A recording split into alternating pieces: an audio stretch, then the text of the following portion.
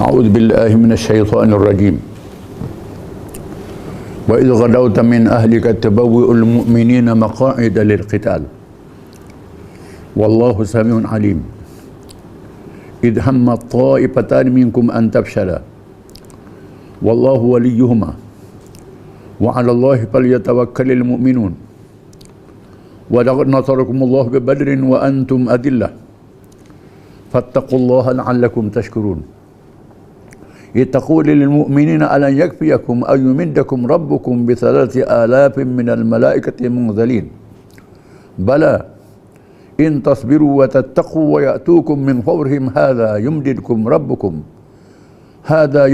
ربكم ب5,000 من الملائكة مسومين وما جعله الله إلا بشرى لكم ولتطمئن قلوبكم به وما النصر إلا من عند الله العزيز الحكيم ليقطع طرفا من الذين كفروا أو يكبتهم فينقلبوا خائبين ليس لك من أمر شيء أو يتوب عليهم أو يعذبهم فإنهم ظالمون ولله ما في السماوات وما في الأرض يغفر لمن يشاء ويعذب من يشاء والله غفور رحيم. Maksudnya, dan ingatlah ketika kamu berangkat pada pagi hari dari rumah keluargamu akan menempatkan para mukmin pada beberapa tempat untuk berperang. Dan Allah Maha mendengar lagi Maha mengetahui. Ketika dua golongan daripadamu ingin mundur kerana takut, padahal Allah adalah penolong bagi kedua golongan itu. Kerana itu, hendaklah kepada Allah sahaja orang-orang mukmin bertawakal. Sungguh Allah telah menolong kamu dalam peperangan Badar. Padahal kamu adalah ketika itu orang-orang yang lemah. Kerana itu bertakwalah kepada Allah supaya kamu mensyukurinya. Ingatlah ketika kamu mengatakan kepada orang mukmin, apakah tidak cukup bagi kamu Allah membantu kamu dengan 3,000 malaikat yang diturunkan dari langit? Ya, cukup jika kamu bersabar dan bersiap siaga. Dan mereka datang menyerang kamu dengan seketika itu juga. Nescaya Allah menolong kamu dengan 5,000 malaikat yang memakai tanda.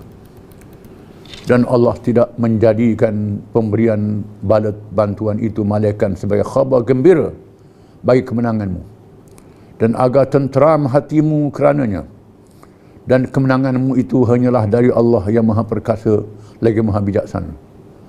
Allah menolong kamu dalam perang Badar dan memberi bala tentera bantuan itu untuk membinasakan segulungan orang-orang yang kafir atau untuk menjadikan mereka hina, lalu mereka kembali dengan tiada memperoleh apa-apa.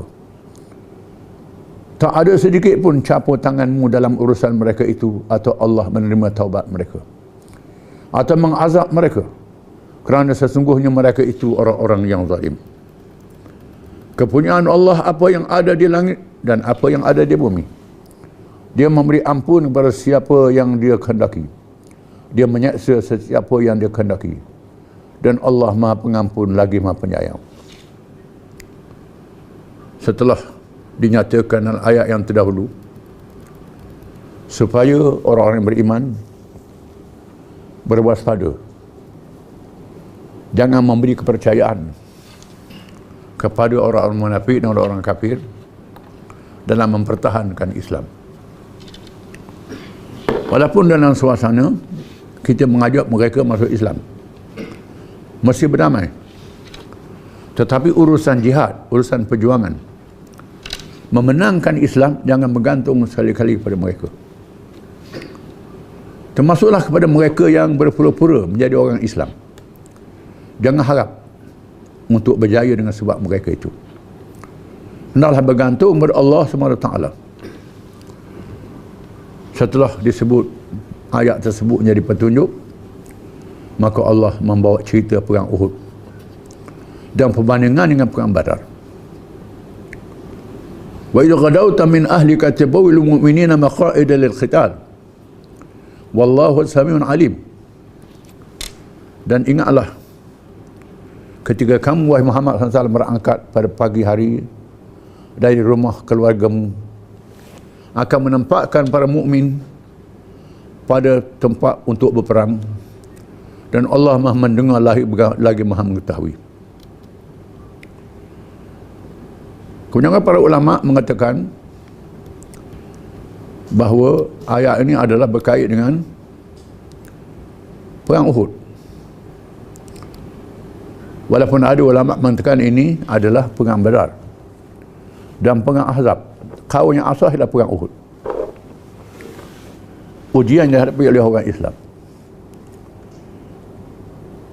Nabi keluar setelah mendapat berita bahawa badan tentera musyrikin dari Mekah sudah datang, berada di kawasan lembah Uhud, lembah akhir antara Madinah dan Bukit Uhud. Lalu Nabi bermesyuarat dengan para sahabatnya untuk menghadapi kedatangan musuh yang datang itu. Abdullah bin Ubay, pemimpin munafik, mencadangkan supaya bertahan di Madinah. Alasan dia, kalau kita bertahan di Madinah, kita boleh lawan di lorong Madinah. Kaum muslimat, kaum wanita dan anak-anak yang gagah boleh menentang musuh dari jendela-jendela rumah masing-masing sebagai satu strategi. Adapun Abdullah bin Ubay sendiri yang munafik ini, tujuan dia senang nak lari, sembunyi dalam rumah dia. Itu halah dia. Namun demikian, kebanyakan para sahabat, khusus mereka yang tak hadir dalam perang Badar, merasa kerugian, tak dapat hadir perang Badar. Mereka berpendapat lebih baik berperang di luar Madinah, pergi hadap musuh. Alasannya, kalau kita menang, alhamdulillah. Kalau kita kalah, ada strategi untuk lawan lagi. Mengambil langkah, susun balik dan serang balas. Kalau kalah di Madinah, Madinah ditawan oleh musuh. Ini sangat bahaya. Strateginya menentang musuh di luar daripada negeri kita, kawasan kita. Hari ini mereka ambil strategi ini untuk lawan kuasa besar yang lawan dia. Supaya lawan China di Laut Cina Selatan, di Eropah Timur, jauh daripada dia. Ini strategi. Strategi Perang Uhud sebenarnya. Nabi mengambil strategi ini dan menerima pandangan ini, dan Nabi memakai pakaian perang, baju rantai. Nabi keluar. Pemimpin munafik yang tak puas hati Allah bin Ubay ini menimbulkan desas-desus, apalah ni, kamu lawan Nabi, tak setuju dengan Nabi, menyebabkan mereka yang beri pandangan tu nak tarik balik. Nabi kata seorang Nabi bila sudah pakai pakaian perang, buat keputusan, dia tak akan berganjok lagi, mesti keluar. Dan sejauh yang lain, Nabi bermimpi di malamnya, mimpi pedang dia tembus sumbing dan lembu dia, disembelihkan. Kemudian dimasuk ke perisai dalam tangan dia, dalam baju rantai dia, masuk tangan baju rantai dia, tangan dia dilindungi. Lalu Nabi mentakwilkan bahawa orang sahabat dia akan mati dalam perang ini, dan keluarga dia juga akan mati dalam perang ini. Madinah dapat dipertahankan. Itu takbir mimpi. Nabi dah takbir, berlaku. Satu benda akan berlaku. Balik kepada orang munafik tadi. Nabi bergerak terus pergi ke Uhud dalam jumlah 1,000 bala tentera. 1,000 bala tentera. Tiba-tiba Abdullah bin Ubay mengajak puak-puak dia. Tuhan sebut, idhamma ta'ifatan minkum an tafshala wallahu waliyuhuma wa Allah falyatawakkalul mu'minun. Ingatlah apabila dua kumpulan, iaitulah kumpulan daripada Bani Salamah, daripada Khazraj, dan Banu Harithah daripada Aus, yang datang rasa lemah semangat bersama Abdullah bin Ubay. Jumlahnya dikatakan 300 orang, daripada 1,000 tinggal 700. Nak lawan musuh yang lebih besar, yang lebih ramai. Ini satu ujian yang sangat dahsyat pada orang Islam. Namun Nabi terus membuat keputusan, keluar, tak berdali. Allah Ta'ala memberi jaminan, orang munafik ini kalau ada pun buat susah je. Bukan menyenangkan, biarlah mereka lari. Tak jadi masalah pada orang Islam. Lalu Allahu waliyuhuma, Allah menjadi wali yang mengurus dua kumpulan ahli itu. Wa Allah billatil mu'minun. Dan orang beriman adalah bertawakal kepada Allah. Tawakal kepada Allah. Lalu Nabi mengatur strategi perang. Strateginya ialah Nabi mengambil markas berhampiran Bukit Uhud dan satu kawasan teluk. Orang pergi Bukit Uhud, ada kawasan teluk. Di mana Bukit Uhud di belakang menjadi benteng pertahanan belakang. Benteng sudah jadi bukit. Bukit itu sangat tinggi, belakang tu tak boleh nak panjat.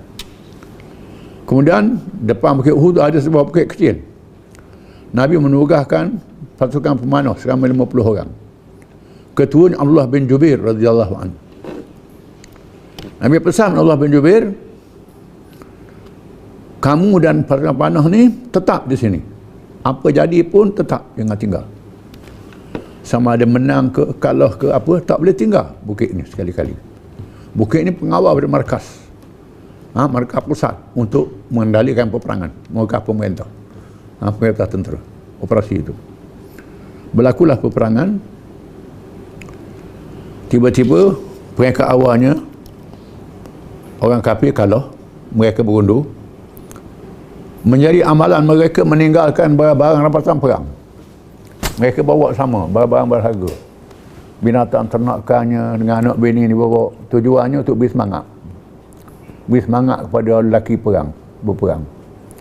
Apalagi perang untuk tutup bela di atas kematian dalam perang Badar dulu. Keluarga yang mati, adik-beradik mati, anak mati, abang mati, nak tutup bela kematian itu. Maka ramailah yang datangnya. Bawa dengan pendatang-pendatang sekali.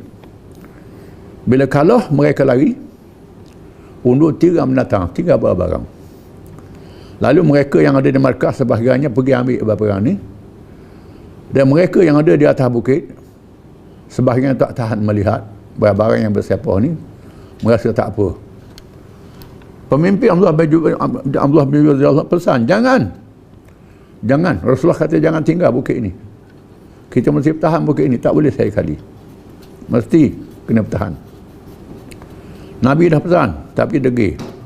Tak dengar kata, tak ikut arahan, turun. Di mana tentera musyrikin ada pasukan berkuda.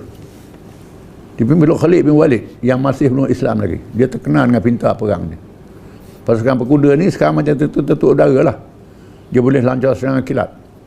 Dia tengok dari jauh, bukit sudah ditinggalkan. Lalu Khalid bin Walid terus memacu kudanya dengan pasukan dia menawan bukit dan menyerang tentera Islam dari belakang. Hak yang sana pun serang balas balik, menyebabkan Nabi dan sahabat-sahabatnya terkepung dan menyebabkan sahabat terpaksa mempertahankan Nabi dengan jasad dengan tubuh mereka daripada diserang oleh musuh.